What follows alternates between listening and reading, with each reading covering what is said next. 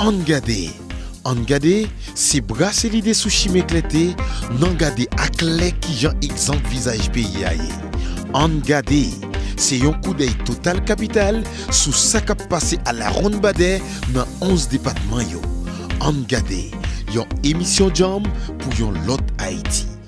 Pas dit ça pas gade yo. An gade.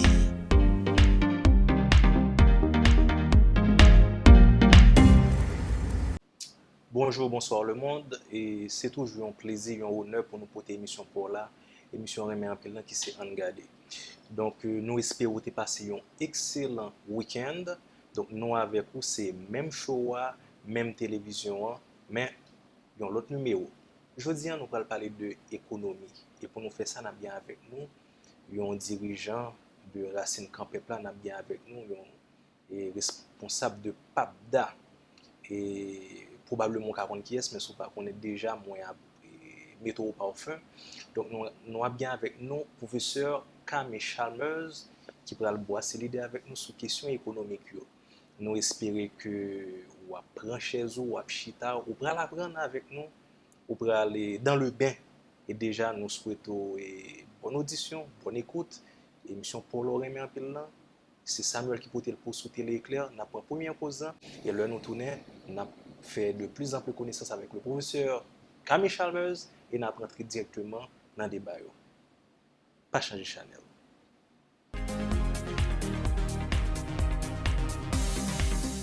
An gade, c'est brasserie de sushi m'éclaté, nan gade ak lek qui jan exemple visage pays aye. An gade, c'est yon coup d'œil total capital sous sa k'ap passé à la ronde badè dans 11 départements yo. An gade, yon émission jam pour yon lot Haïti. Pas dit ça pas gade yo. An gade.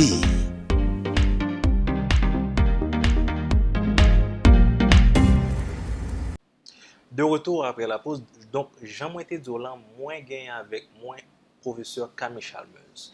Donc son plaisir, son honneur professeur pour nous recevoir. Angade content de recevoir la Cali aujourd'hui. Bonsoir, nous saluons Téléclair et nous sommes très contents de répondre à l'invitation de Téléclair et Angade. Et nous saluons tous les téléspectateurs, téléspectatrices qui suivent l'émission ça ce soir. Oui. Donc professeur Chalmers, nous avons fait dans l'émission, c'est mettre mon en connaissance avec invité nous. Donc, professeur Chalmers, c'est qui est-ce lié? Grosso modo. Bon, c'est d'abord un citoyen, un patriote, un monde qui est engagé dans différents combats pour la justice sociale depuis très longtemps et qui, je dis, a quelques responsabilités, notamment ses porte-parole Racine Campé Plan, qui sont un parti socialiste révolutionnaire, et moi c'est directeur exécutif PAPDA, qui sont un organisme qui est regroupé dans une coalition plusieurs mouvements sociaux et organisations sociales qui travaillent sur des questions telles que souveraineté alimentaire, sur accords internationaux, sur questions d'aide paysan, sur différentes questions qui sont importantes à l'intérieur de politique publique pour nous essayer de définir l'autre chemin pour nous sortir de la crise et dans l'effondrement économique que nous avons là aujourd'hui dans le pays d'Haïti. Donc, moi, ça c'est sur le plan national, mais sur le plan international, nous sommes très actifs tout. Moi, c'est président Pigou Association d'économistes qui gagne en Amérique latine, qui est le CEPLA. Société d'économie politique et de pensée critique de l'Amérique latine. Et moi, je fais partie tout de comité directeur d'une assemblée, qui est l'Assemblée des peuples de la Caraïbe, qui réunit chaque 2 ans et qui rassemble des milliers d'organisations au niveau de la Caraïbe, qui travaillent justement dans le même sens pour construire la souveraineté peuple, pour construire l'autodétermination peuple et permettre que tout le monde de la Caraïbe vive dans de meilleures conditions. Donc, professeur, ou c'est économiste de formation, c'est bien ça? Oui, économiste et sociologue aussi, socio-économiste. Ou capable de dire ça que tu es orienté vers un domaine comme ça? Ça que tu es même, au final? Bon, c'est un intérêt pour comprendre les mécanismes de production de richesse et de distribution de richesse dans la société. Parce qu'il y en a qui étaient angoissément pile, l'homme était jeune, et l'homme était timide, l'homme était adolescent. C'est inégalité criante qui est dans la société haïtienne, inégalité brutale qui est dans la société haïtienne. Et moi, je me dis, moi, je passé vite pour batailler contre cette question. Et je pense que l'économie a un ensemble d'instruments qui permettent d'expliquer source, origine, inégalité et qui ont reproduit tête. Et si nous voulons produire l'autre type de système social, il faut que nous connaissions l'origine et le mécanisme. Donc, c'est ça qui était le premier intérêt. Et pendant l'étude d'économie, nous venons intéressé tout à la sociologie et nous venons intéresser tout à l'éducation. Donc, c'est un monde qui fait un peu le travail dans la question de l'éducation populaire avec méthodologie Paulo Freire. C'est dans ça qu'on a créé une institution qui est le GRAP, Groupe haïtien de recherche d'action pédagogique, en 1980. Donc, nous avons une approche pluridisciplinaire sur la question sociale et construction d'une pensée critique à partir d'un ensemble de méthodologies, mais qui surtout connectée avec la réalité que nous vivons là et volonté pour transformer la réalité ça dans le sens intérêt majorité pays. En principe, qui rôle un économiste t'a doit gagner dans la société? Rôle le travail c'est qui ça même?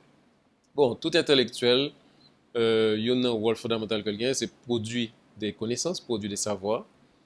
Par exemple, si on a discuté de ce qu'est le salaire minimum, un rôle économiste là, c'est produire des connaissances qui allaient au-delà de simple discussion qu'a fait sur qui chiffre, qui salaire, pour montrer qui ça salaire est, que c'est un rapport social d'exploitation, montrer qui niveau de salaire gagne dans l'autre pays et permettre que les gens comprennent qu'à travers des débat sur ce salaire-là, il y a des questions plus profondes qu'à poser qui ne sont pas forcément visibles.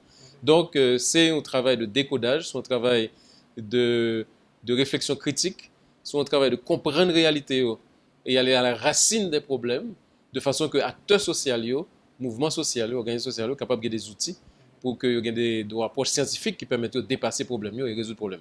Donc, nous-mêmes, nous pensons qu'intellectuellement, c'est produire des savoirs critiques, mais pour que dans un mariage avec la mobilisation sociale. Donc, c'est savoir critique et mobilisation sociale qui, ensemble, sont capables de produire vraiment des changements significatifs dans la société. Parce que savoir critique, là, pour contre lui, pas capable de produire. La mobilisation sociale, là, tout, s'il n'est pas informé par une démarche scientifique, il n'est pas produit aucun résultat. Donc, c'est faire rencontrer et c'est, tu as dit, concept de base qui était poussé nous, fondé avec un peu l'organisation PAPDA dans les années 95, côté que une mission justement de réfléchir, de mettre tout instrument scientifique à la disposition de la mobilisation sociale, de façon que nous sommes capables de marcher vers des alternatives réelles. Oui, au fait, généralement, il y a des gens qui parlent ensemble avec eux, et moi-même tout, et j'ai de discours ça, je connais le web vivre dans une société en tant qu'économiste, le regarder par rapport avec un ensemble de problèmes pays à confronter, nous sommes capables de dire au niveau de l'économie, et qui question poser des tout? Est-ce que bon satisfaction, bon côté pas, est-ce que gain regret, gain remords, est-ce que vous dites tout, bon travail qui t'a dû fait par nous-mêmes qui économistes qui pas fait? Pour ne parler d'économie, il y a plusieurs approches. Et fondamentalement, pour aller vite, comme nous pas grand le temps, nous avons dit qu'il y a deux visions de l'économie. Une vision qui m'acconnait avec vision traditionnelle marché capitaliste, qui voit l'économie tant qu'on bagaille d'accumulation, de l'argent, d'opérations marchandes, etc. Et nous passons sur une vision très étroite de l'économie. L'économie, c'est beaucoup plus que ça. D'ailleurs, Racine, moi-même, c'est la gestion du foyer, c'est la gestion de la maison. Donc, économie pour nous, c'est un bagage qui permet de garder comment répondre à besoins de la population, comment se mettre au service de la population, comment utiliser un ensemble de ressources, un ensemble de capital et de mécanismes pour satisfaire besoins de la population et permettre que la vie fleurit, pour permettre que la vie reproduise tête, pour permettre que le monde vive plus longtemps possible, pour permettre que le monde vive dans les meilleures conditions, bien-être, bonheur. C'est ça qui est l'objectif fondamental de l'économie. Et pour ça fait, non seulement il faut faire tout un travail permanent de questionner la réalité pour capable comprendre les racines problème, mais il faut un travail permanent tout de mobilisation sociale dans la mesure où justement nous voyons que historiquement, changement social plus important est fait à travers mobilisation acteurs.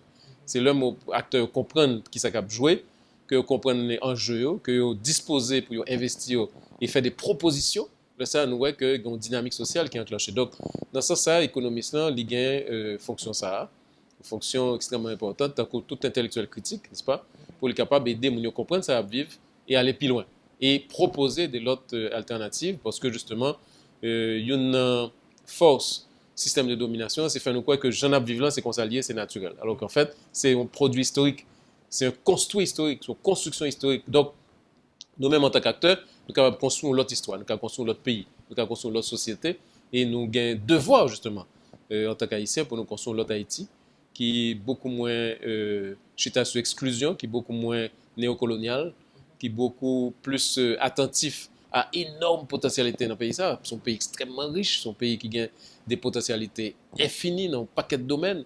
Pourtant, toute potentialité, ça est paralysée, neutralisée par des forces dominantes, par les politiques dominantes, par les politiques économiques qui nient complètement toute base. Pour un exemple très simple, Haïti, c'est un pays qui a une force artistique et une production culturelle extrêmement importante. Et dans tout domaine, littérature, musique, peinture, vannerie, artisanat, tout bagage. Pourtant, pas aucune politique étatique, pas aucune politique publique qui a coré artisan. Je dis, artisan, il va mourir gangou. Un bon artisan, il y a des centaines de milliers d'artisans, il va mourir gangou. Il y a un talent. OK, il y a un talent extraordinaire, il y a un paquet de créativité, mais pas besoin d'aucun appui. La société fait silence sur ça. Donc, évidemment, elle n'est pas valorisée, elle n'est pas mettée au centre de processus de construction sociale. Donc, ça, c'est un exemple. Mais nous avons dit tout pour paysannerie, nous avons dit pour femmes, nous avons dit pour Madame Sarah. Nous avons une bonne catégorie sociale qui a capacité, qui a fait effort, qui a travaillé dans de mauvaises conditions, et puis il est complètement nié, complètement marginalisé. Et politique pays, elle est concentrée dans quelques acteurs qui monopolisent les jouets économiques, qui monopolisent les ressources, et qui très souvent utilisés à des fins personnelles, ou bien qui gaspillé souvent. Nous voyons ça qui passe avec Petro-Caribé, par exemple, qui est côté que les ressources pays a gaspillé dans le sens intérêt exclusif, quelques familles, un petit clan, n'est-ce pas? Et dans le sens de reproduction domination. Donc, sont situations qui provoquent un peu l'indignation, et moi-même, je suis un économiste indigné, n'est-ce pas? Ou économiste indigné. Révolté même. Oui, et il me pensait que l'indignation, ça, c'est une ressource qui est capable de mener nous, justement, au combat efficace pour nous transformer la situation. Indignation plus outils scientifiques, plus réflexion scientifique sur la réalité et mobilisation sociale. Ou c'est un acteur dans PAPDA, ou c'est un acteur dans Racine Campepla. Concrètement, qui ça nous fait sur le terrain? Bon, ça semble avec ta pour plusieurs heures. Bref, donc nous juste fait parenthèse parce que généralement, il y a un bagage mon remendi, il toujours dit que il n'y a pas senti une implication de la part de certains acteurs. Donc nous plus une tendance à la critique pendant que tendance à la proposition à proposer quelque chose de neuf ou encore tendance d'innover, donc non pas toujours joindre ça. Mais c'est bon, très souvent c'est une ignorance de ce qu'a fait en Haïti sur le terrain, parce que PAPDA même, non, c'est développement alternatif. Ça veut dire que réflexion centrale, là, c'est comment, à partir de critiques réalité aujourd'hui, nous sommes capables de produire des propositions alternatives, parce que très souvent, nous faisons une séparation mécanique qui paraît un fondement entre la critique et les propositions. En fait, les critiques et les propositions doivent être faites simultanément. Okay. C'est à partir de critiques, c'est à partir du moment que me dit pas content avec la réalité ça. Ce qui ne se fait pas toujours. Hein? Oui. Mais nous-mêmes, nous faisons systématiquement. Ouais. Systématiquement, par exemple, Petro-Caribé nous dit, il y a un point que l'État doit faire, c'est créer des dispositifs de stockage pour que nous suspendions mettre tout produit pétrolier ça, en pleine agglomération. N'importe quelle explosion, il y a 100 000 personnes qui mourent. Et puis l'État a la possibilité, à partir de Petro-Caribé, pour les stocker produits ça, et en même temps, il y a un levier sur l'inflation et sur le prix au consommateur final. Donc, tout le temps, on a fait proposition ça. Maintenant, et donc, proposition ça, pour traduire en réalité, il y a en face des rapports de force. Okay? Ce n'est pas par hasard, par exemple, que l'État haïtien et avec l'État dominicain décidé ou on plaine fertile qu'a fait manger, et puis on met des bétons sous lui pour satisfaire les besoins de la Banque mondiale et de quelques entrepreneurs américains et dominicains. Alors on dit l'État haïtien avec l'État République dominicaine. Bien sûr. Qui entend sur ça. Absolument. Codévie a été fondée dans une plaine fertile, plaine Maribaou, qui a fait manger. Donc nous-mêmes, là, nous connaissons. Nous n'avons pas besoin de manger, tout, pas jamais connaître. Nous-mêmes, là, nous faisons le gain information ça, nous faisons toute mobilisation. Par exemple, nous faisons toutes des séminaires, des marches, etc. pour dire, il y a des terres vacantes à quelques kilomètres. Pour qu'ils aient ces côtés, nous fait manger, pour bétonner. OK? Et ça veut dire qu'un pays qui déjà a un stress alimentaire, ça veut dire qu'il n'est pas capable de satisfaire tous les besoins alimentaires nationaux.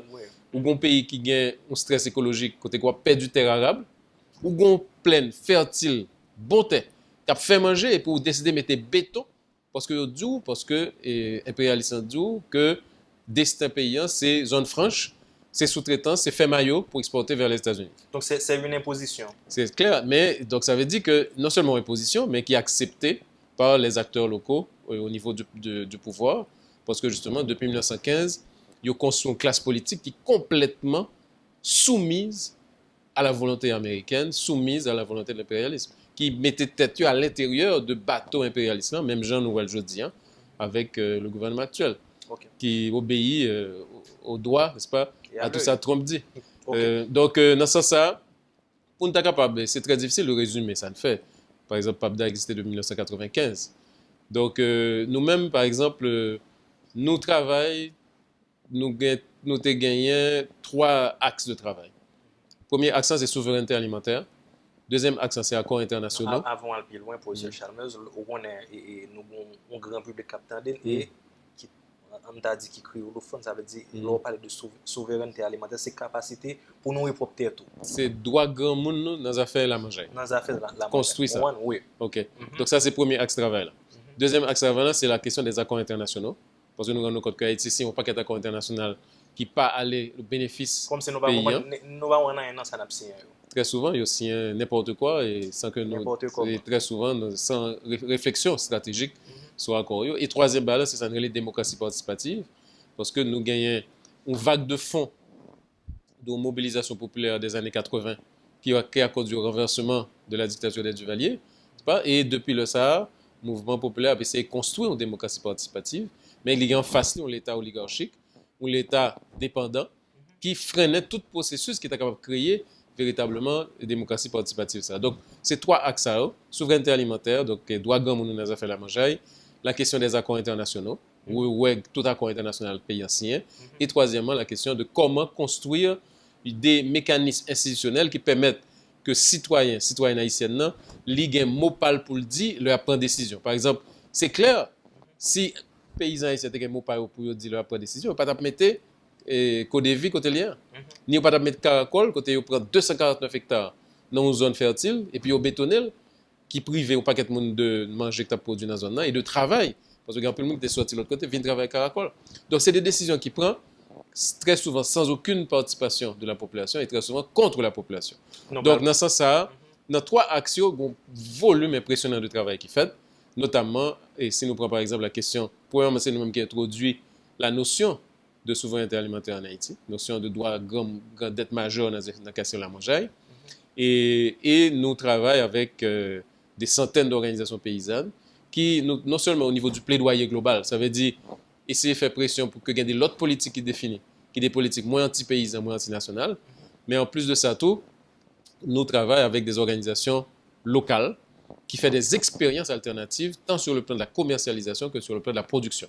Par exemple, dans la zone Caille-Jacmel, nous travaillons dans la zone avec VEDEC, par exemple, dans Caille-Jacmel, nous travaillons avec des organisations paysannes dans la Tibonite, dans Mon, dans la zone Kao, nous travaillons dans le sud-est et dans le nord-est, dans le nord, dans le nord-ouest avec des organisations tête collée, etc. Et c'est des travaux concrets qu'on fait et qui transforment la vie moun yo. Ça veut dire qu'il y a des résultats concrets. Côté joudien, par exemple, si on prend un bagage comme Réco Carano, qui est un réseau de coopératives d'exportation de café, joudien, c'est un réseau de coopératives qui gagne près de 9000 caféiculteurs là-dedans et qui, joudien, gagne capacité pour exporter directement en Europe sans que pas passer par chaîne d'intermédiaires qui était accaparé tout bénéfice café. Et ils ont fait des changements technologiques tout, côté que préparer café avec des lots technologiques qui permettent que les valoriser plus sur le marché international. Donc ça c'est pas bien. Maintenant pour partie Racine Camp Peuple, nous rendons compte. Nous prenons Racine Camp Peuple là, nous tournons, nous prenons première pause nous, nous tournons à l'heure. Nous tournons Racine Camp Peuple. Mesdames et messieurs, donc Jean Kawel là, nous suivons Angade. Donc nous avons avec nous professeur Chalmers, donc nous avons parlé de économie, nous avons parlé de un bagage qui t'a dû interpeller, qui t'a dû intéresser, un bagage qui a un rapport avec la vie, qui a un rapport avec destin. Nous prenons première pause nous, nous tournons à l'heure. Pas changer channel.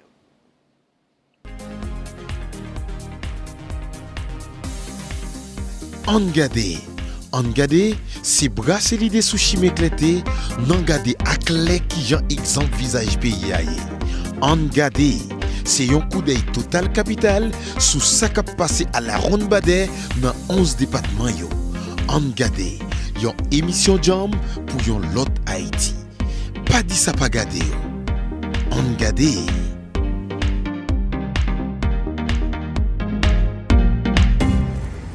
De retour après la pause, donc émission Angade c'est Angade, il est passé sous Télé Éclair chaque mercredi à partir de 8h et nous avons 2 reprises, samedi 7h dans l'après-midi et dimanche 6h dans l'après-midi. Donc j'ai noté déjà nous avons avec nous professeur Chalmers, nous avons fait un petit idée sur l'économie. Professeur Chalmers, nous avons parlé de Racine Camp Peuple, nous avons demandé un petit très court pour nous rentrer dans le sujet, dans ça qui est intéressant. Oui, donc Racine Camp Peuple, il paraît en 2009, donc février 2009.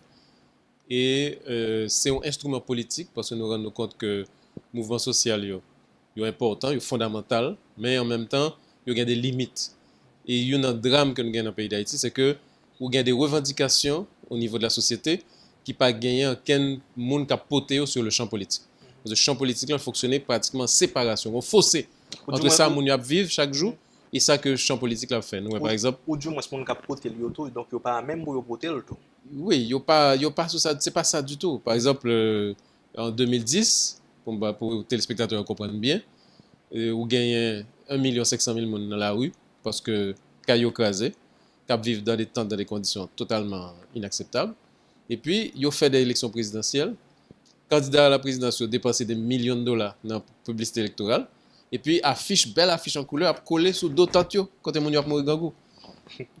Donc, ça montre que il y a un fossé entre le champ politique, genre fonctionner, rationalité, l'objectif, avec ça que nous avons besoin. Donc, nous dit qu'il faut un instrument politique nouveau qui vraiment fait politique dans l'autre gens, qui vraiment fait le choix de porter revendications population sur le champ politique pour être capable de détruire l'État exclusif, l'État violent, l'État oligarchique, l'État prédateur, pesé sous serre, et pour être capable de construire l'autre pouvoir, ou l'autre relation de pouvoir, côté que ces peuples vraiment capable de définir priorité, parce que je dis, c'est pas lui-même.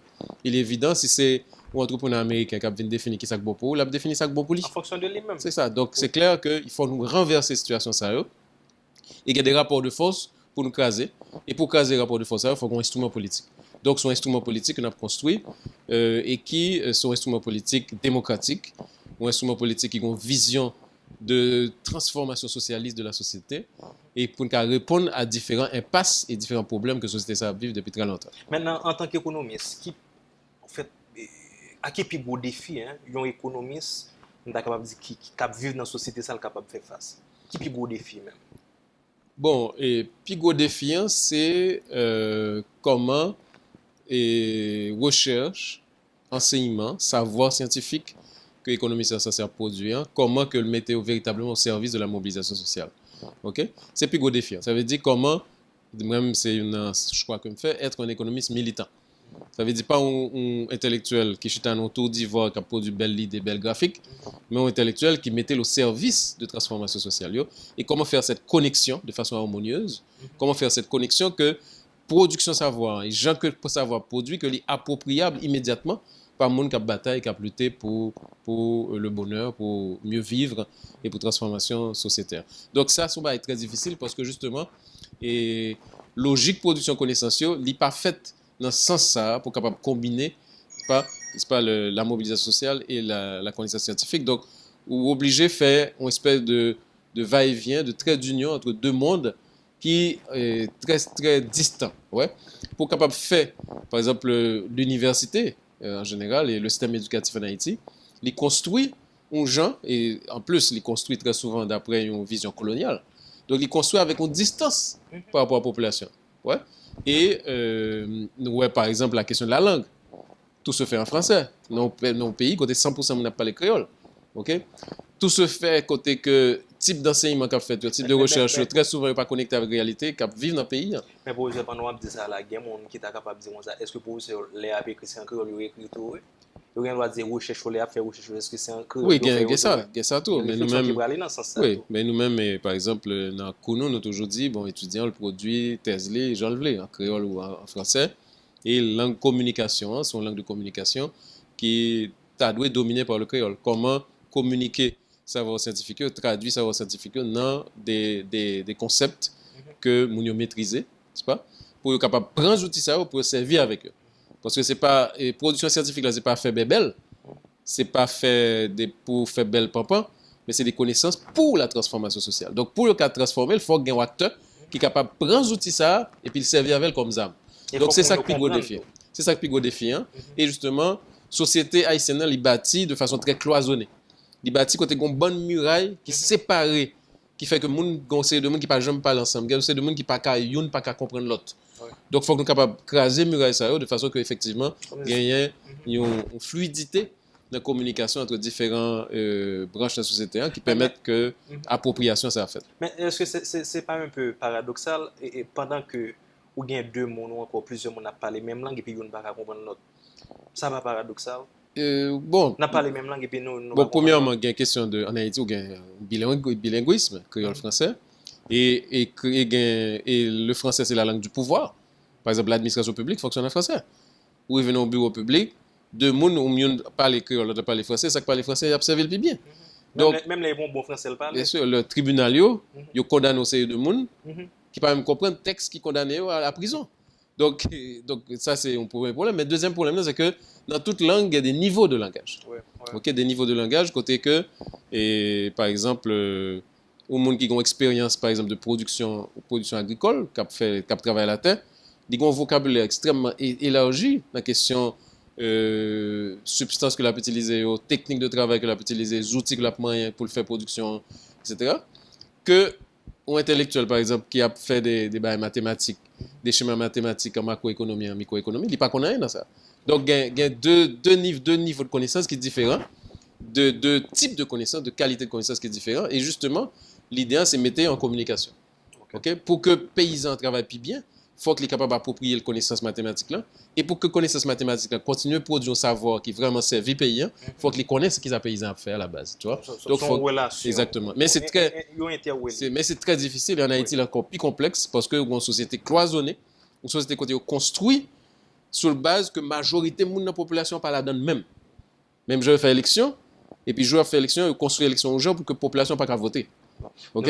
Donc, nous allons rentrer dans la question. Maintenant, si on a parlé de l'économie, je pense qu'il y a un débat qui est extrêmement important, non pas capable de quitter en dehors de l'économie. Et au niveau macro, généralement, on parle de budget de la République, mais au niveau micro tout, donc nous-mêmes en tant que monde, nous-mêmes en tant qu'entité, nous sommes capables de dire non société, donc nous, en principe, il y a des gens qui font budget, mais il y a des gens qui ne font pas le tout. Un budget, c'est qui s'allie pour ce Chalmers? Un budget, son... Nous prenons un niveau macro, mais nous prenons un niveau micro tout. Oui, dans tous les deux, ni macro, ni micro, ni méso, sont instruments qui gagnent deux balles. Ok. Qui cob qui rentre et qui cob qui sortit. Dans une période de temps. Il y a un mois, il y a une semaine, il y a une année. Si on a parlé de macroéconomie, on a parlé de l'année fiscale de septembre à octobre. Ok? Donc, il y a les sources de revenus et les dépenses. Donc, budget sont instruments extrêmement importants qui permettent de faire prévision, qui permettent de faire planification, qui permettent de faire contrôle, qui permettent de faire reddition de comptes, ok, et qui permettent de maîtriser l'action qu'on mène. Parce que avec contrôler les dépenses et qu'on est dans qui ça qu'on a qui volume l'argent, ils permettent qu'on gagne. Et ça que en France, il y a été dans les années 70, rationalisation des choix budgétaires. Ça veut dire des choix budgétaires qui sont rationalité. Ok, par exemple, au niveau individuel, si je écris toutes les dépenses que je fais, et puis à la fin du mois, moi, que je dépense plus comme dans acheter bière que dans l'éducation timonio, bon problème. Ça veut dire que dans le prochain mois, il faut faire une petite correction. Je ne vais pas dire pour ne pas boire bière. Je suis capable de réduire le volume de bière là, et pour acheter plus de livres pour que timonio étudie. Plus instruments pour que Timonio, instruments mathématiques, plus de calculatrices pour que Timonio fait calcul, etc. Donc, dans ce sens-là, budget, les bonnes réalités, à partir de réalité, on est capable de faire des choix plus rationnels et on a une meilleure maîtrise de ce qu'on va faire pour l'avenir. Donc, son budget, son instrument essentiel, qui ont un paquet de fonctions possibles, fonction de prévision, fonction de planification, fonction de rationalisation des choix et fonction de développement économique et social. Parce que dans un pays, là où on a un budget n'est pas simplement qui quand c'est cap sorti, mais c'est un budget qui doit coller avec une vision de développement économique. Par exemple, la question des investissements. Ouais, en Haïti, un gros problème, c'est que presque pas d'investissement, ni public, ni privé. Et très souvent, ça, les investissements, c'est même pas des investissements. Ça veut dire que nous gagnons des cobs qui roulent dans le pays, qui très souvent ressortent rapidement parce qu'on fuit des capitaux massifs. Mais en plus, nous pas mettre suffisamment de l'argent pour nous préparer l'avenir. Parce que l'investissement, c'est salier. C'est une consommation future. Par exemple, si on prévoit que pour le gain 300 000, 400 000 timons en plus, il faut qu'on prévoit qui côté Opchita, qui édifice soit construit, qui quand c'est professeur qui a au cours. Il faut qu'il y ait tout un processus de prévision et d'anticipation qui permette que le 400 000 timons arrivent, pas un chaos et puis pas un côté pour y aller chita pour y aller à l'école. Donc, dans ce sens-là, et sont instruments de développement économique et social qui permettent que vous réfléchissiez sur qui ça qu'on va faire avec l'argent. par exemple, vous gagnez 3 milliards ou 4 milliards de dollars dans mon fonds Petro-Caribé, vous connaissez qu'on pour remettre les sous 25 ans à 1% par an, qu'on y a faut calculer qui quand c'est comme m'a pour me remettre et comme que m'a pour me remettre, la faut prévoir comment m'a fait pour me remettre, côté m'a besoin comme ça. OK, et on va regarder 4 milliards là, comment on va investir pour que les produits le plus d'effets multiplicateurs qui permettent que le pays réponde à un ensemble de problèmes, tels que problème manger, problème emploi, problème crise environnementale, etc. De façon que comme ça, il servit effectivement, il ont effet, ça que en français, un effet structurant. Ça veut dire, un effet côté que, ou construit capacité productive là, ou construit capacité institutionnelle yo, qui fait que après 10 ans ou non l'autre situation qui pas semblé avec situation antérieure. Et ça, il y a d'exemples, par exemple, si on regarde le Canada, dans 15 ans, ils ont construit un système éducatif, il y en a un plus performant qui existait sur la Terre, alors qu'avant, il y avait un paquet de problèmes. D'ailleurs, c'est afflux de professeurs haïtiens qui ont fui dictature, qui jouent un rôle central dans construire le système éducatif Québec. Là, ouais. Donc, ça veut dire qu'en 15 ans, ils ont transformé le système éducatif. Ouais. Burkina Faso, avec Thomas Sankara, en moins de 4 ans, ils ont réussi à arriver au niveau d'autosuffisance alimentaire. Okay. En 4 ans seulement. En 4 ans. Donc, ça veut dire que il faut que nous soyons capables de garder que période de temps, qui ce qu'on a fait avec temps ça, et qui ce qu'on a fait avec les ressources qui nous amènent, et garder tout, que nous pas de ressources qui dans la société, que très souvent nous négliger, que nous ignorer, que nous sommes capables de mobiliser vers la solution des problèmes collectifs. Nous allons prendre une pause, nous allons tourner tout à l'heure, et puis nous allons rentrer dans la question de façon beaucoup plus profonde. D'accord? Et les amis, ou même quand vous regardez l'émission, c'est en garder, nous prenons l'autre pause, nous allons tourner tout à l'heure. An gade, se braseli de sushi meklete, nan gade ak lek ki jan exemple visaj peyi a ye. An gade, se yon kou d'œil total capital sou sa kap pase a la ronde bade nan 11 départements yo. An gade, yon émission jam pou yon lot Haïti. Pa di sa pa gade yo. An gade.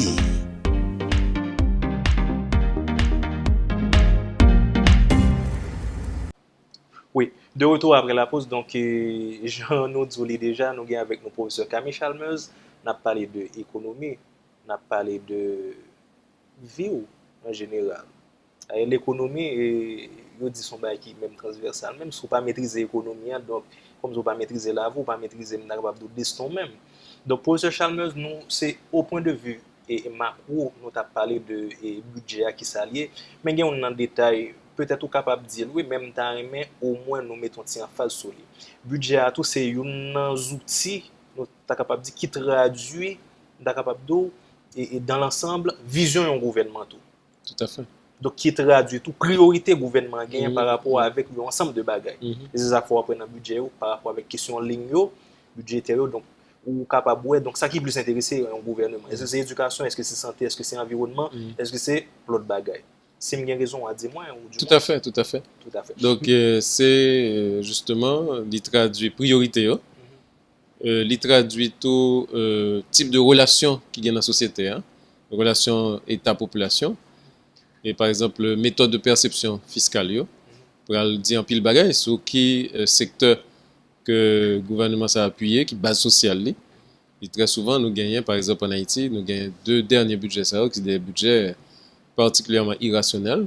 Et il y a des gens qui même disent insensé, il y a des gens qui disent criminel.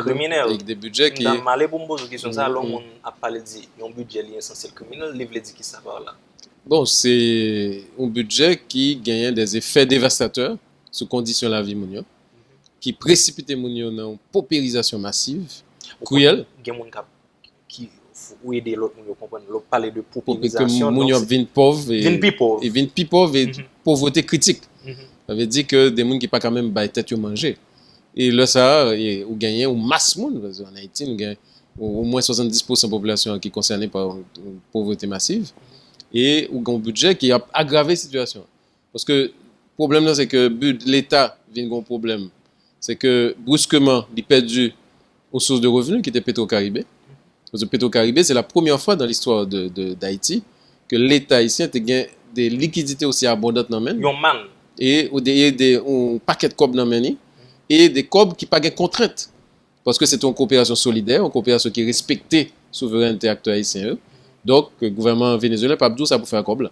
Même Jean Bide avec Banque mondiale qui leur prête 10 millions, il dit ça pour faire avec parce que c'est 10 millions, il doit servir agenda impérialiste là. Donc, il est Alors que là, conditionné. il est conditionné. Alors que là, c'était au COB, côté que l'État haïtien a une possibilité de définir priorité par là. Donc, dans ce sens-là, regarder par exemple le budget pays d'Haïti, ou tout que gagner totalement irrationnel, le fait que il n'y a pas jamais vraiment mis ressources suffisantes pour un développement agricole fait. Hein? Et budget pays d'Haïti, et même pour COP Petro-Caribéen, si on regarde les vols dans qui ça que le dépenser, à peine 5 à 6% de COP dépensé pour l'agriculture. Alors qu'on a un pays qui a 55 à 60% de monde qui travaille, on a un pays côté que l'agriculture fournit 42% de ce qu'on a mangé chaque jour. On a un pays côté l'agriculture fournit 3 milliards de dollars américains autour de 22% du PIB. Donc ça t'a donné un secteur prioritaire.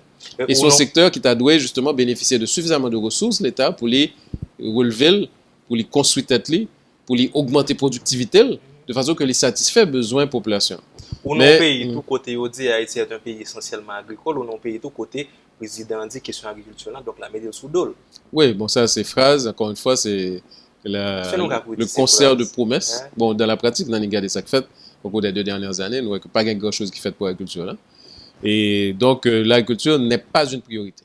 Il n'est pas une priorité, et alors que, quel que soit projet de développement économique que nous sommes capables d'élaborer pour Haïti, il n'est pas capable de bailler l'agriculture une place importante, une place même prioritaire, hein, parce que, alors, ne pas répéter la question de Haïti essentiellement agricole, parce que c'est une phrase qui n'a pas de sens du point de vue historique, par un pays qui est destiné à produire un type de bagaille.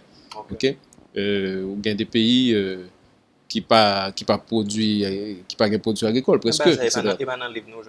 Oui, c'est un répété depuis début 10e siècle. Hein, côté que justement gagnait une spécialisation, une division du travail au niveau international qui était dictée par les puissances impériales. Côté que justement, ils ont même réservé tout un ensemble de travail et puis ils ont dit, tiens, au monde là, mais ça qu'on gagne pour nous. On gagne pour nous matières premières, on gagne pour nous des... C'est ça. Donc, ils ont défini économie parlant à partir de besoins par eux. Et c'est ça le problème là. Et c'est ça qui est grave là, c'est que les dirigeants haïtiens ne pas comprendre que tout autant que accepter l'agenda ça, pas de gens pour développer. Maintenant, mon question est pour ce charmeuse. Je ne veux dire là, moi-même qui sont simples citoyens, ou du moins l'homme ordinaire et les gens qui sont dans la rue, si la regarde le budget, qui ça doit regarder là-dedans pour bien comprendre, ou du moins qui ça qui doit attirer non budget. Oui, du point de vue macro, nous allons rentrer dans le micro à l'heure. Bon, il y a plusieurs bagages. Bon, il y a un point bagage même toujours insisté sur ça. Avant même nous entrer dans le document budget, il y a un bagage extrêmement important, c'est qui j'en le fait.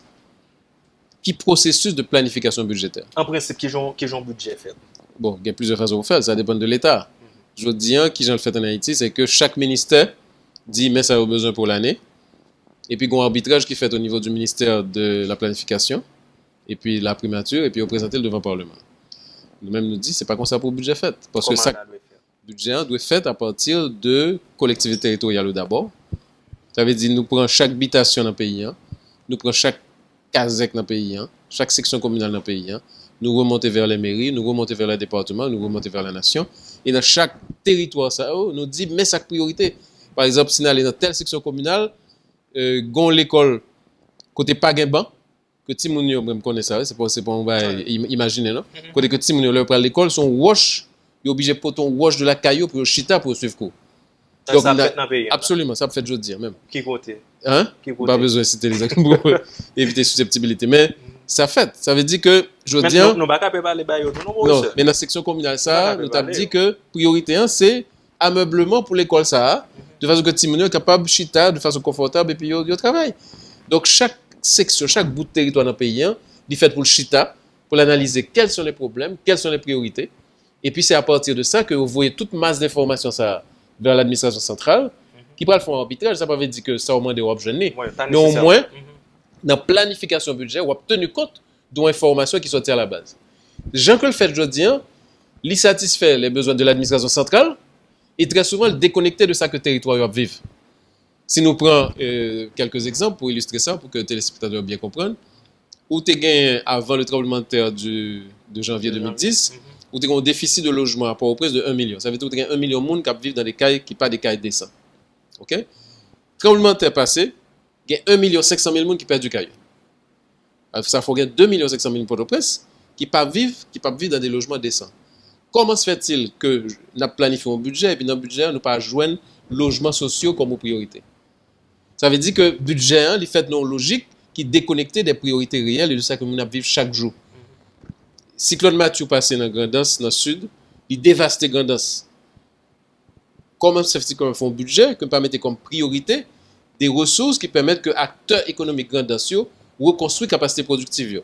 Que pêcheurs qui perdent du bateau, qui perdent du nasli, qui perdent du igloo quand ils tapent ces poissons, font des outils pour être capable de remettre le travail. L'on regarde des budgets, au contraire, Grand'Anse, zone ça yo, il y a moins pourcentage dans le budget que tu as avant Mathieu. Donc, logique fondamentale, là, fonction logique qui est traversée par présence de différents acteurs et reconnaître que les collectivités territoriales, c'est un sujet de l'action publique. Et comme si mon Grand'Anse a moins de problème. C'est ça. Donc, le budget, il fait une logique comme si la Constitution 87 n'a pas existé. C'est l'administration centrale qui décide. C'est l'administration centrale qui absorbe 96% des ressources. OK? Yo fait Parlement cadeau un paquet de cob pour gagoter. Nous connaissons Moru, nous connaissons tout ça. OK? Donc, des bails qui vraiment pas des pays en rien. Et puis, le système judiciaire, en son ensemble, c'est 1% du budget national. L'éducation, même coup de bâton. Donc, nous-mêmes, il y a une revendication par nous, c'est le fait que leur fait budget, il faut que les collectivités territoriales aient un poste à part. Pour nous voir que c'est un sujet de l'action publique, c'est parce que ça vient comme conséquence, Jean le fait aujourd'hui, c'est que maire là, Kazek là, il est obligé de descendre Port-au-Prince et puis la gaspiller pantalon sous chaise, l'aptan au ministre, à Viol-Florent par exemple, le ministre de planification, l'aptan au ministre font un bagage pour lui. Fait que Coblin descende dans la section communale ça. Alors que c'est pas normal, puisque Constitution, et c'est une force que le gagne, c'est que les essaient de casser logique de l'État centralisé, concentré à Port-au-Prince que l'occupation américaine a été construite, pour être capable de gagner beaucoup plus de proximité par rapport à acteurs réels qui sont terrain. Mais en réalité, est-ce que c'est pas parce que Merlantou a une méconnaissance de son vrai rôle, on est capable de dire non cité? Est-ce que c'est pas qu'on est pas qu'on rôle là? Gain problème ça. Qui fait capable de dire l'État central boel tout. Gain problème ça tout, mais budget, Jean le construire, il déjà créé dépendance. Déjà créé dépendance par rapport au ministère là, alors que normalement, tu as dû l'autre niveau. Donc ça, c'est pour regarder, c'est comment le budget a fait. Quand on fin regarder comment le fait, ou regarder composition budget, qui logique de captation de ressources que l'État gagne, qui côté COP que l'État gagne maintenant, qui côté l'absorti, et la réalité choquante, inacceptable en Haïti, c'est qu'on l'État qui gagne un bassin de perception fiscale de 200 milliards de gourdes facilement, que l'État est capable de ramasser 200 milliards de gourdes. Et puis, je veux dire, bon, il n'est pas même qu'arriver à ramasser 171 millions que le prévoit.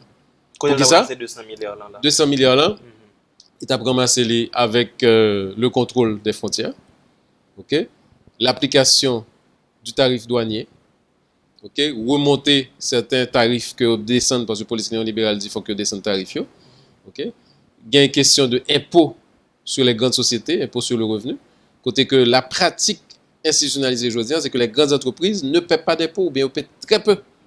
Ok, donc un système d'évasion fiscale systématique et son système d'évasion fiscale que l'État a toléré, que l'État, par exemple, tu as discuté salaire minimum en 2009, il y a des parlementaires qui ont demandé aux entreprises de présenter l'état financier parce qu'ils ont dit qu'ils n'ont pas qu'à payer 200 gouttes. Donc, ils ont demandé pour présenter l'état financier pour nous, ils n'ont pas qu'à payer 200 gouttes. Et quand ça arrive, le représentant de l'état financier a découvert que l'état financier au Parlement différent de l'état financier au DGI. Vous avez dit que c'est des entreprises qui ont fonctionné avec 3-4 états financiers différents, avec un paquet de menti, un paquet de manipulation, c'est pas qui empêchait que l'État fait captation de ressources minimum qu'elle doit faire pour capable financer fonctionnement et services sociaux. Donc dans ce sens, ça gagne tout taxation sur tabac avec alcool qui est très faible, une bonne ressource que l'État privé tête pour les capable de gagner, tout simplement parce que sont l'État qui est capturé par l'impérialisme et par 2-3 familles de l'oligarchie. Côté que l'État a fonctionné pour les intérêts exclusifs de cette oligarchie et oublier qu'il y a 11 millions de monde qui vivent dans le pays. Donc, dans ce sens, je vais parler là. Donc, il y a des séries de taxes qui mettent pour nous-mêmes comme citoyens pays et assez souvent qui ne peuvent même travailler dans le pays. Donc, il n'est pas nécessaire. Non, c'est clair. Et en plus de ça, une bail que Jovenel Moïse fait dans les 2 derniers budgets, c'est que il augmenté dans l'assiette fiscale là, il augmenté pourcentage qui correspond à taxes indirectes. Taxes indirectes. Oui, taxes indirectes, ça veut dire que par exemple, si vous fumez une cigarette comme il faut, ok, donc taxe en li prend sous paquet cigarette là. Donc quand c'est un monde qui touche 3 millions de gouttes par mois, quand c'est un monde qui touche 350 gouttes par jour, vous payez même taxe. Pour fumer sa cigarette là, ça veut dire que il n'est pas tenu compte de différenciation qu'il y a en termes de revenus. Donc ça veut dire que tout le monde frappe les mêmes gens. Donc si tout le monde frappe les mêmes gens, c'est plus pauvre qui a plus de difficultés, qui frappe plus. Donc l'orgon assiette fiscale qui est surtout sous impôt sur le sous et taxe indirecte, taxe à la consommation, TCA, etc. C'est couche pauvre au plus frappé et au mettre dans des situations encore plus difficiles, surtout dans le pays, côté que dernièrement couche pauvre yo frappé par plusieurs phénomènes, notamment détérioration de là par rapport à dollar, inflation. Nous allons rentrer là, on a PC picout pour nous capable embrasser plus et on a dit yon quantité de questions qui n'a plus de questions. Maintenant, professeur Chalmers, est-ce que journée aujourd'hui là, un citoyen capable de faire un budget par rapport avec gens comme si bah il va monter descendre dans le pays. Moi-même là hier là, j'ai essayé de mal acheter comme c'est là et aujourd'hui je d'acheter le prix ça demain si Dieu veut ou on 10 gouttes ou 15 gouttes ou 25 gouttes qui monte. Un jeune, un monde qui n'a pas capable de faire un budget. Oui, ou toujours qu'à faire un budget, même si il y a des moments et effectivement il y a tout à fait raison, côté il y a plus incertitude dans le budget. OK, il y a plus d'incertitude. Incertitude là et les toucher tous les deux ni revenus ni dépenses parce que je dis il y a une discussion sur salaire. Donc on ne pas connaît, je dis on pas connaît par exemple qui résultat de discussion sur salaire après le bail et les certitudes tout par rapport aux dépenses parce que gon inflation galopante côté que yo ajusté prix parfois chaque 2 jours, chaque 3 jours, parfois même dans la même journée. Ça qu'on arrive dans certains pays d'Amérique latine hein. Côté que voilà son bagage à 10h du matin ou retourner à 2h l'après-midi pour acheter et puis le prix a augmenté. Côté que il y a des gens même yo payé pour retirer étiquette mettre étiquette. Okay. Donc gagner une volatilité c'est en économie ou des prix qui est très volatiles et qui fait que effectivement prévision qu'on fait capable totalement irréaliste donc, par rapport à l'augmentation. Refaire tout le temps mais toujours bon pour faire budget quand même. Ouais. Toujours bon parce que il permet tout un guide, une référence et qui permet à la fois de dépenser opérationnel mais que après ça tout ou capable de juger de qui j'en compte dépasser. Donc, ils sont instruments de contrôle, d'autocontrôle qui est extrêmement important. Mais c'est vrai que aujourd'hui, nous, dans une situation, il y a un paquet d'incertitudes politiques. Imaginez aujourd'hui, nous, presque en avril déjà. En avril, 2 avril. Pas un budget, 18-19. Nous, dans pays côté pas un budget. Ça fonctionne sans budget. C'est incroyable. Ça veut dire que, pas quoi, c'est un qui arrive souvent dans le pays d'Haïti. Côté qu'on arrive en avril, presque dans l'année fiscale là. Et ou pas un budget, ou obligé à travailler avec budget antérieur, etc. Donc, c'est une situation totalement inacceptable. Ou une situation côté que ou pas gagner un gouvernement, parce que le gouvernement qui applique des affaires courantes, ça veut dire tout n'est pas capable de prendre une décision structurelle. OK? Ou une situation côté que ou un mouvement social qui a questionné la légitimité du président de la République là, qui a questionné la légitimité du Parlement de façon tout à fait justifiée, parce qu'effectivement, il prend des décisions tête en bas, des décisions contre nation, etc. Ou une situation côté que ou pas qu'à connaître qui taux goud là pour aller par rapport à dollar dans 2 jours. Je veux dire le 81, demain le capable de remonter, le capable de descendre. Ouais. Donc il y a pile incertitude. Donc leur fait prévision, obligé de tenir compte de l'incertitude ça et essayer de gagner le plus d'informations possible qui permettent qu'on fait des anticipations qui plus ou moins collées avec la réalité. Yo parlé par exemple dans la dernière information que nous avons joint, yo dit que pour le mois de février, donc nous avons une inflation qui est 17%. À hauteur de 17%. Ça veut dire que ça, est-ce que ça veut dire là, chaque jour qui passe là, nous-mêmes nous sommes plus pauvres, ça veut dire oui, ça veut dire là, nous dit qu'on nous sommes pas capables. Des inflations et dans non logique qui plus simple, non terme qui plus clair, c'est qui ça lié pour nous capables de comprendre. Oui. Et qui sensible. Donc ou gagne ça relève indicateur indice des prix à la consommation. Donc c'est un bagage côté que chaque monde pour vivre, c'est les dépenses qu'on fait chaque jour. Par exemple, obligé de manger chaque jour, obligé de boire chaque jour, obligé de déplacer chaque jour, et obligé de prévoir que Radou, comme souvent, il va acheter dans 4-5 mois pour remplacer, ou il faut qu'on achète pâte dentifrice chaque jour, etc. Donc, on fait une liste de produits de base qui constituent ça les paniers de la ménagère. Et puis, vous gardez prix chaque produit ça. Nous dit que gain inflation, là, on divise par quantité de produits, on fait moyenne, ou est que le prix a augmenté de façon soutenue. Et l'un dit que gain inflation de 17%, ça veut dire que jeudi, si machin produit à 100 gourdes, demain, on obligé d'acheter à 117 gourdes. Même produit. Ça veut dire, comme qui gagne même non, les vins gagnent, les valeurs baissées de 17%. Pendant que ou pas rentrer plus. C'est ça. Donc, ça veut dire qu'on vient plus pauvre, on gagne plus de difficultés pour joindre debout, on gagne plus de difficultés pour manger, etc. Donc, l'inflation, gagne deux effets fondamentaux. Le premier effet, c'est que les ronger capacité à consommer. Ça veut dire que comme qui y en a, on a de moins en moins qu'à consommer quantité de bagaille que au besoin. Hein? On dessin comme ouais, qui était un chariot là-dedans, et puis montrer que chaque mois qui passait, avec même Coblan, chariot, ou pas qu'à remplir. Et dernier phase, c'est que chariot, c'est le seul produit qu'on mettait là-dedans. Donc, de moins en moins, c'est capable de vraiment répondre à besoin. Et deuxième effet, c'est que les éroder valeur active auto. Moun qui gagne cob là-bas, etc. Mais en Haïti, comme essentiellement, moun qui gagne cob en général, c'est cob à l'extérieur. Donc, effet fondamental, c'est au niveau de la consommation et au niveau de capacité mounio pour répondre à besoin. Donc, normalement, le Code du travail prévoit que depuis gagner une augmentation de IPC de 10% pour l'année, l'État est obligé de faire un ajustement automatique. C'est pas qu'il y a besoin de discussion. 1er octobre arrivé, automatiquement, l'État doit ajuster ce salaire-là, de façon que mounio récupère 10% que vous perdu. L'État n'a pas fait ça, du tout. C'est pas? Donc, nous pas exiger le tout. Et oui, donc, le syndicat a toujours réclamé ça, mais il n'a pas coûté. Donc, nous gagnons, effectivement, depuis qu'il y a une inflation importante, l'État est obligé d'ajuster ou augmenter les salaires qui permettent que Mounio soit capable de faire face à besoin. On a les rapides pour ce temps avancé sur nous. Et nous gagnons FMI qui ont près de 229 millions de dollars, donc l'État fait avec Haïti, mais qui gelé pour le moment par rapport avec question d'instabilité politique. Et généralement, question ça ou même comme économiste comment c'est des bails qui n'a intérêt nous, c'est des bails qui pas intérêt nous, et moi gain des économistes qui applaudissent avec position ça que FMI t'a voulu adopter. Qui sens les gain pour même comme économiste? Bon, depuis novembre 1983, Haïti a signé des accords avec le Fonds monétaire international. Et premier accord là, c'est un accord pour que Jean-Claude Duval ait été signé avec le Fonds monétaire international pour 34 millions de crédits de 34,5 millions de dollars américains. De 1984 à aujourd'hui, nous sommes capables nous-mêmes faire évaluation pour voir est-ce que le pays a avancé, est-ce que le pays n'a pas avancé. Sur le plan économique, ça veut dire que tout prêt ça, il n'y a pas utile payant du tout. Et au contraire, de 1984 jusqu'à 2001, Haïti était versé au Fonds monétaire international plus comme que le recevoir du Fonds monétaire international. Est-ce que c'est un problème de gestion que nous gagnons? Est-ce que ce n'est pas nous-mêmes qui mal gérons? Non. FMI c'est gendarme système capitaliste mondial.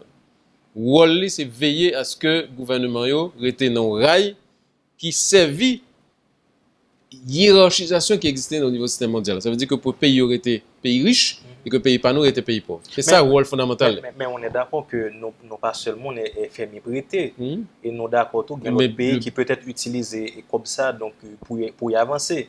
Est-ce que quelque part nous sommes capables de dire automatiquement ou encore directement que prêt ça a fait donc les mal intérêt nous pas bon pour nous? Oui. Est-ce que question planification tout? Est-ce que nous-mêmes nous pas imposer au débat? Non, il y a deux phénomènes. C'est que FMI en général, ni FMI, ni Banque mondiale, ni OMC, décision que la prend, rotation que la baille, c'est un genre pour fourrer l'économie parlant de façon subalterne dans l'économie mondiale. Ça veut dire que pour oublier, par exemple, qu'on fait du riz, pour acheter du riz américain. Nous voyons très bien que Haïti, qu'on fait du riz de très bonne qualité, il y a une situation côté que nous avons importé du riz américain, côté que je dis Haïti, c'est le deuxième plus gros importateur du riz sous la terre. Sous la terre. Deuxième plus gros importateur du riz américain sous la terre. Bon, petit bail petit. Centaines de millions de dollars américains. Alors que son bail que nous fait bien. Donc ça veut dire FMI Abdou pas prêt aux 10 millions de dollars américains, mais il faut qu'on renonce à subventionner planteurs du riz Latibonite. Alors que le connaît planteur du riz a plein de problèmes. Il y a différents problèmes de gestion, d'irrigation, etc. Donc là, on retire les subventions, on favorise exportateurs américains qui prennent un vaillou avec du riz par là.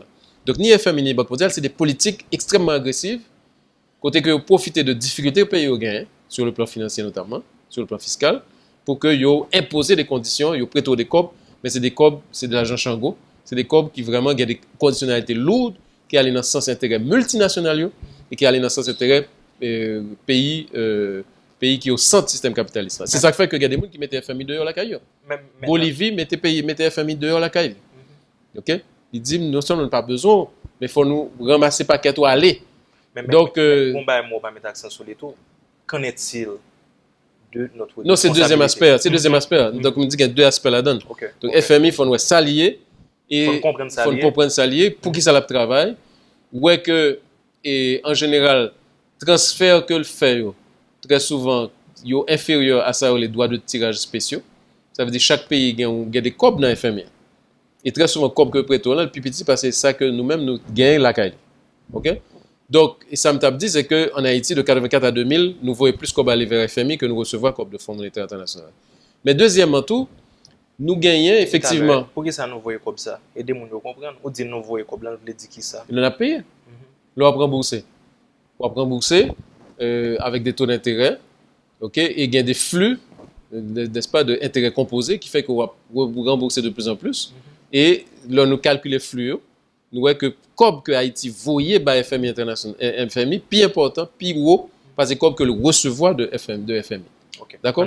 Et deuxième aspect, c'est qu'effectivement, au niveau de puissance publique haïtienne, nous gagnons une classe politique qui divorce totalement avec l'intérêt national et qui peut s'intéresser, fait plaisir aux maîtres du jeu, ça veut dire département d'État, ça veut dire Union européenne, ça veut dire FMI, Banque mondiale.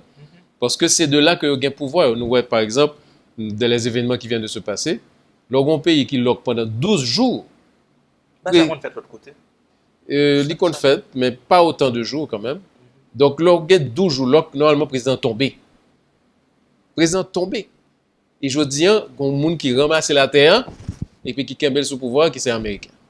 Et ça lié. Donc vivez clairement. Donc je dis, on gagne une classe politique qui est complètement à la solde des États-Unis, qui est complètement soumis et qui paraît pour faire toute bagaille pour faire Américain plaisir, qui très peu font critique, par exemple, nous-mêmes, nous avons fait une mobilisation pour critiquer l'implantation en zone franche dans la terre agricole. Okay? Nous voyons que il faut parti politique, pas jamais dire rien. Parce qu'ils ont peur que c'est une bagaille, l'ambassade américaine fâchée. C'est ça. Donc, et boussole, c'est la volonté, les objectifs de l'impérialisme, et la volonté, les objectifs de l'oligarchie interne, n'est-ce pas? Qui fait que très souvent, il y a des décisions contre nation. Donc, ce n'est pas des décisions raisonnées, ce n'est pas des décisions qui chita sous volonté pour améliorer les conditions de la vie dans le pays. Ce n'est pas des décisions qui pour assurer que y a une croissance durable. Ce n'est pas des décisions qui permettent que y ait plus de monde qui joue un travail dans le pays.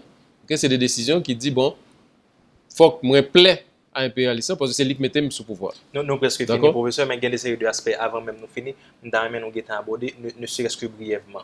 Question de dédollarisation encore et question et groupe dans cap prend soufflet dans main dollar là cap prend soufflet dans main euro cap prend soufflet dans main peso. Côté ça sorti et comment on résoudre problème ça? Bon, il y a des sources multiples et il y a plusieurs sources. Première source c'est la question de la production. C'est que l'argent qui est dans le pays n'est pas investi pour produire. Au contraire, banques commerciales privées ont plus financé les biens importés. Okay, par exemple, si vous regardez 180 milliards de gold que les banques privées ont gagné dans la question, et dans le pays, dans la zone, il y a 60% qui retournaient vers le crédit productif. En Haïti, il y a 25% qui allaient vers le crédit, et ce n'est pas le crédit productif. Premièrement, les gens qui prêtent COB, c'est les gens qui achètent Port-au-Prince. Ils ont capté COB dans tout le pays. Mais les gens qui ont accès à crédit, c'est les gens qui achètent Port-au-Prince, 98%. Deuxièmement, qui crédit au bas, ou il y a bon crédit, si vous voulez acheter une machine, si vous voulez acheter un inverteur, si vous voulez acheter un frigidaire, si vous voulez acheter un four, il y a bon crédit rapide, en quelques heures.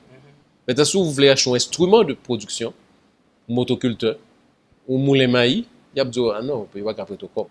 Donc ça veut dire son crédit de court terme, pas décourager, il faut nous connaître que nous avons un pays qui a traversé un moment extrêmement difficile, mais il faut que justement nous prenions courage dans la demain pour nous rentrer dans des combats qui sont capables de reconstruire le pays.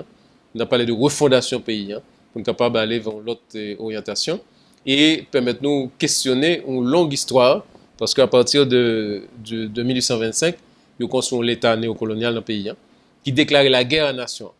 Donc, il faut que nous sortions de la situation ça, de façon que nous construisons une autre qualité de l'État qui répond à besoins de la population et qui campe avec la classe populaire. Ok. Eh bien, les amis, ou même qui t'a regardé l'émission, ou même qui est à l'étranger, à LNTV, Télé Boston, ou même qui dans 4 coins pays, ou même internautes, ou même qui dans pays, qui te prend plaisir, qui te prend temps, qui te accorde un temps et disponibilité. Donc, nous avons une émission arrivée dans le mais avant d'aller, nous avons deux petits bagages pour nous capables d'aller. Et gon jeune qui t'a crié, qui t'a parlé, monsieur de ça, yo rend tout le monde courat dans le pays. Et malheureusement, l'été du pour le tendre, mais effectivement, tout le monde tourne courat dans le pays en vrai. Même les gens qui gagnent tourne courat tout parce que là vivent dans un environnement courat et de fait, ils vivent dans courat tout. Ça veut dire journée aujourd'hui la responsabilité nous toutes si nous pas prendre donc n'est pas bon pour nous. Nous obligés prendre responsabilité nous obligés faire ça pour nous faire parce que nous pas qu'à vivre comme ça. Et le temps pour nous vivre l'autre gens, pour nous vivre dans le monde, pour nous vivre, pour nous respecter nous, pour nous vivre côté nous qu'a espoir, pour nous vivre, pour nous suspendre à touyer tête nous comme ça. Alors le monde décide de prendre tout ça gain, tout l'argent gain, toute économie gain, il décide de prendre et puis pour aller vers l'incertain, vers l'inconnu, c'est pas une mince affaire. Donc je dis en réfléchir sur ça et m'a quitté toi avec penser ça avant m'aller.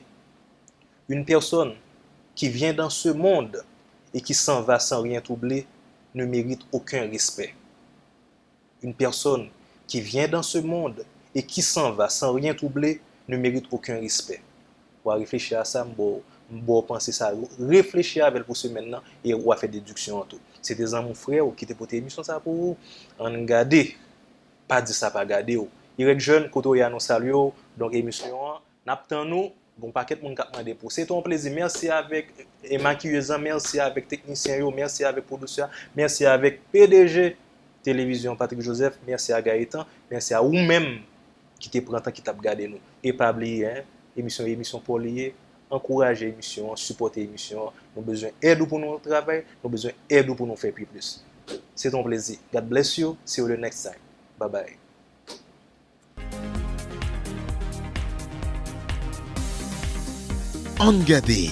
Angade, c'est brasser l'idée sushi m'éclaté, n'engade ak lè qui jan exemple visage pays aye. Angade, c'est un coup d'œil total capital sous ça qui passé à la ronde badè dans 11 départements yo. Angade, yon émission jam pour yon lot Haïti. Pas dit ça pas gade yo. Angade.